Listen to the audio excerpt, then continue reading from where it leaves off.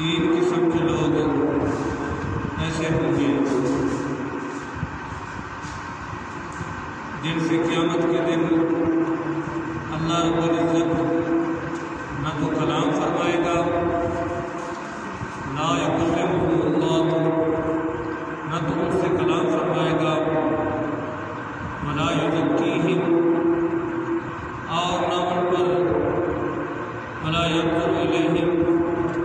اور نہ ان پر نظر رحمت فرمائے گا، ولا یزکیہم، اور نہ انہیں پاک فرمائے گا، وَلَهُمْ عذاب علیم، اور ان کے لیے دردناک عذاب ہوگا۔ وہ کون تین قسم کے لوگ ہیں؟ فرمایا المسبل، اپنا تہمت یا شلوار یا جو بھی کپڑا اس نے پہن رکھا ہے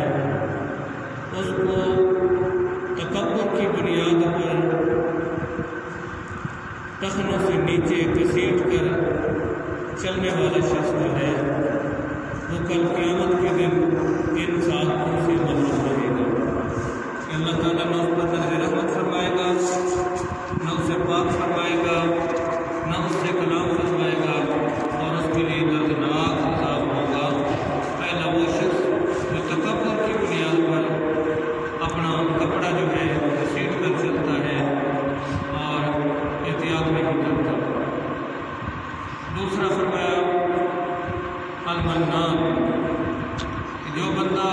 کسی پر احسان کرتا ہے لیکن احسان کرنے کے بعد جتلاتا رہتا ہے، جگہ جگہ ڈھڈورا پیٹتا ہے